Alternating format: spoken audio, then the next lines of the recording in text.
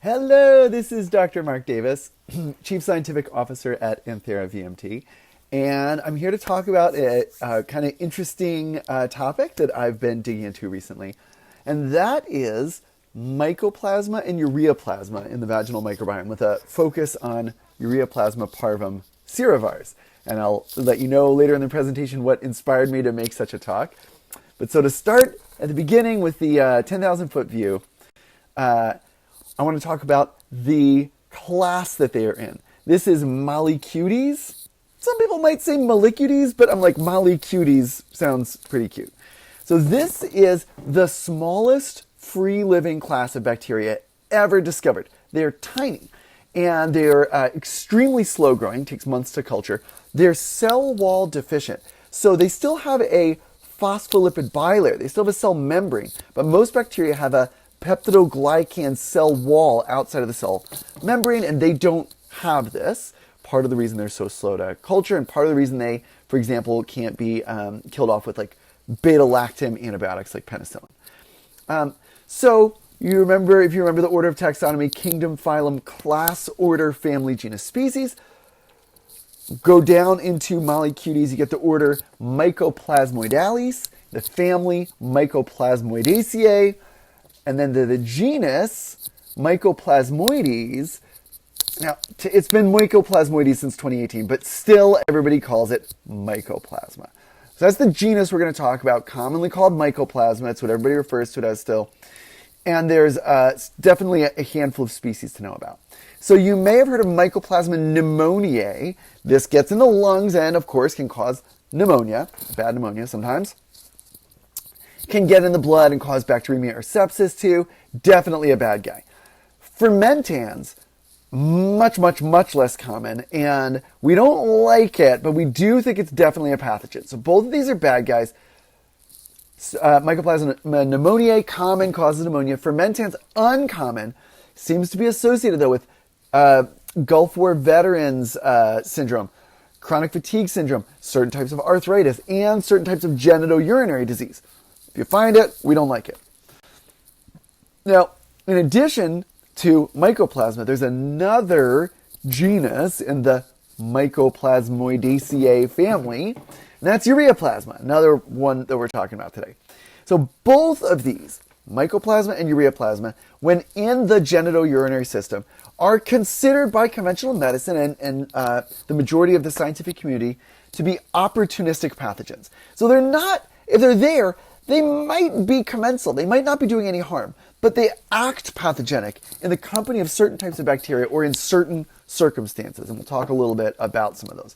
So they're opportunistic pathogens. They're not necessarily problematic, but they're not necessarily going to be fine or friendly either.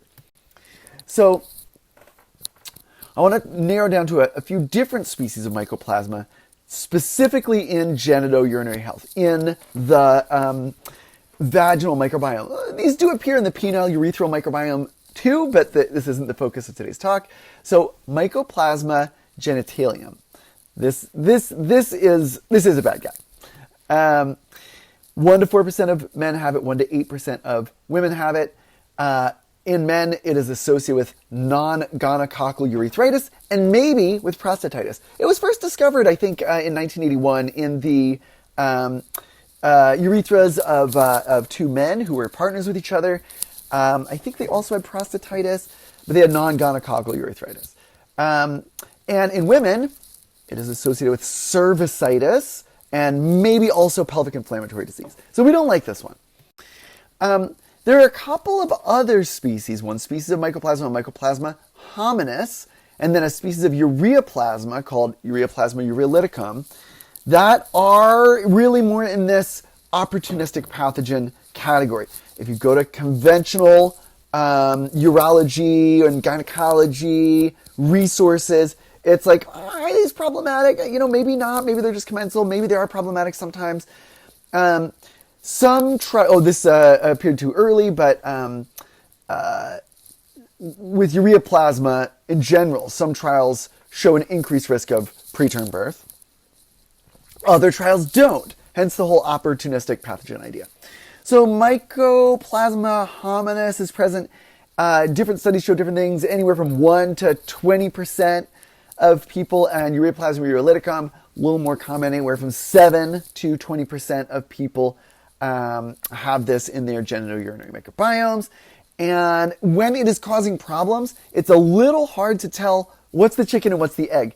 Is it that these microorganisms are around and they are leading to problems? Or is it that when you have another type of problem, maybe it's Mycoplasma genitalium is the problem, maybe it's syphilis or gonorrhea or something else that's causing dysbiosis and inflammation in the vaginal microbiome, then that leads to a disrupted type of environment where these guys end up showing up. So what's the chicken and what's the egg is one way to think about it. And, you can't really see my whole slide here. This is a guy and his evil sidekick. So, maybe it's more like an evil sidekick. Like, it's not really going to cause problems by itself. But if there's a super villain around, it's going to show up and maybe it causes some problems then, or maybe it's just hanging out. Hard to say. So now we'll get to the one that is even more controversial and interesting to talk about, and that is Ureaplasma parvum.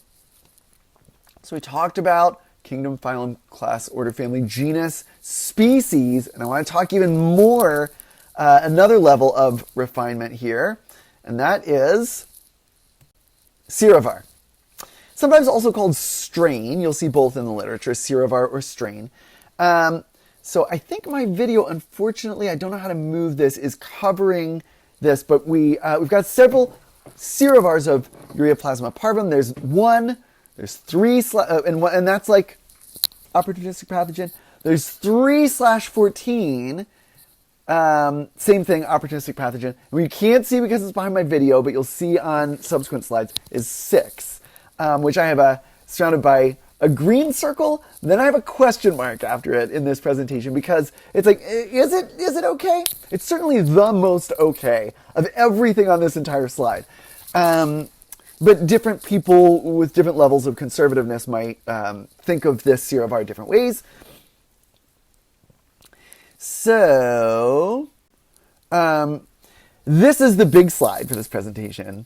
This is my big chart of Serovar 1, Serovars 3 and 14. We used to think of them as separate, but now we combine them. We're like, this is basically one entity. And then Serovar number 6. So, do they cause preterm birth in animals if you inject them directly into the amniotic fluid? Yeah, all 3 of these will. If you take a syringe full of this microorganism and inject it directly into the amniotic fluid of a pregnant sheep, for example, is it more likely to increase the risk of preterm birth? Yes.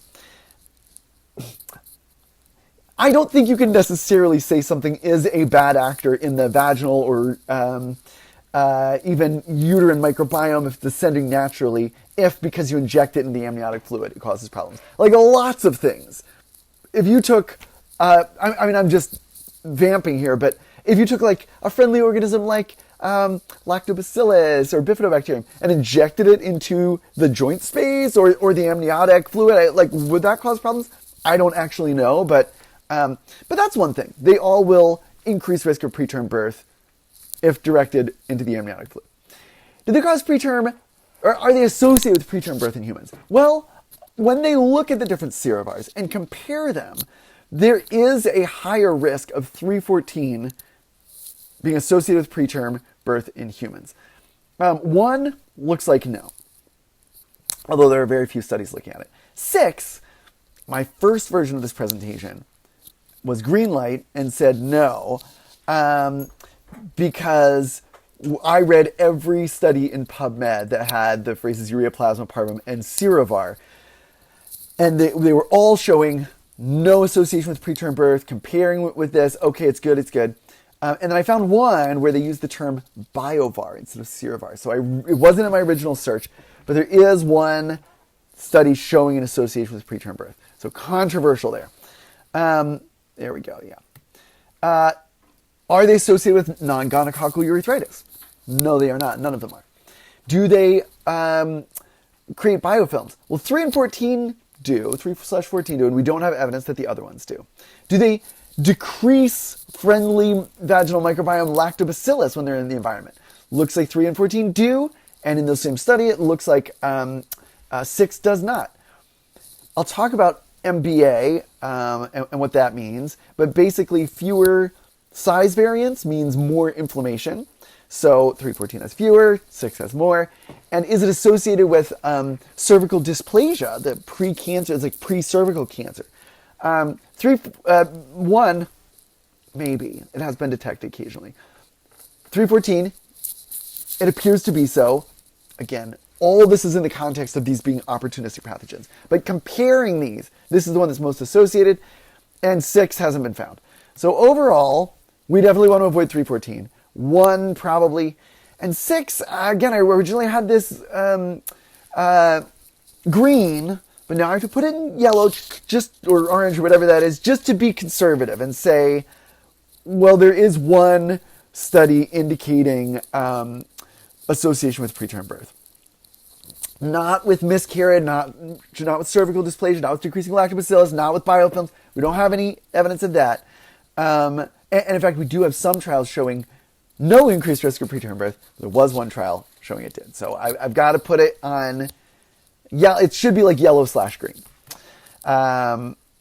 So I know it's been a kind of a nerdy presentation already, but I'm going to make this a little more nerdy.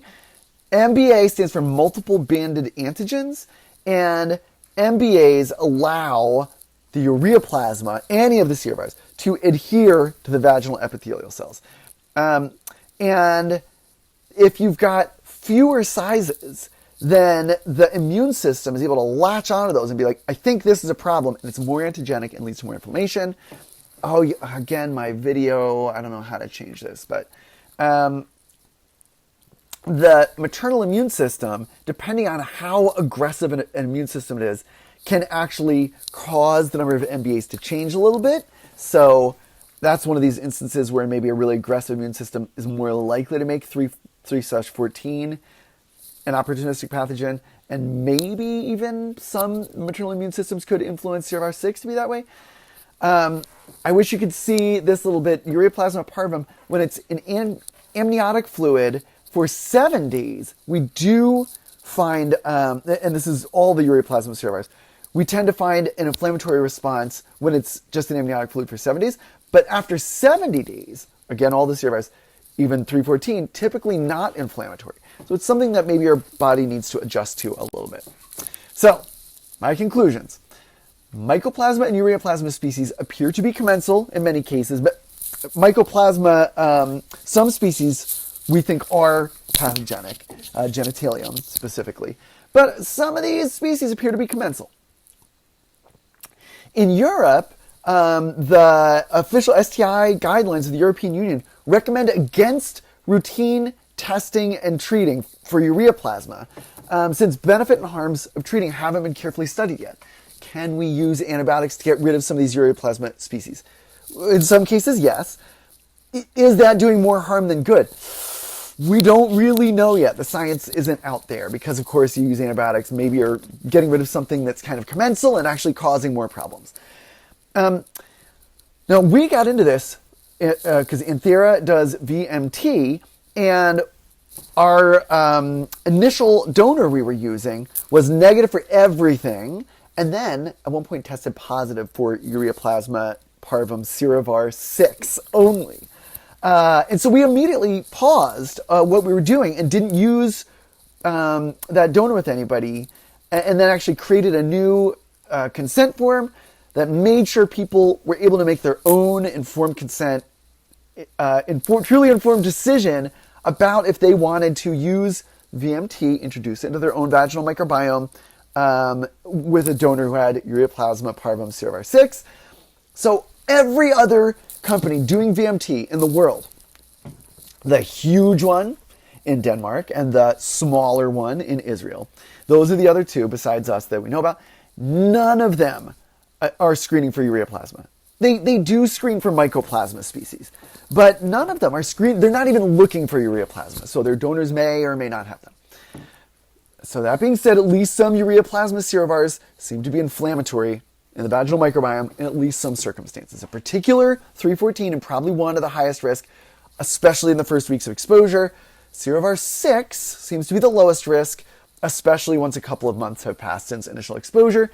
So my opinion I'm sharing with you is, if a VMT donor is identified whose only microbiome abnormality is Ureaplasma parvum serovar 6, they could be used as a donor with clear, informed consent from the potential patient. So that is my long-winded 15, 16-minute explanation of Ureaplasma parvum serovar 6 in the vaginal microbiome and its significance for you.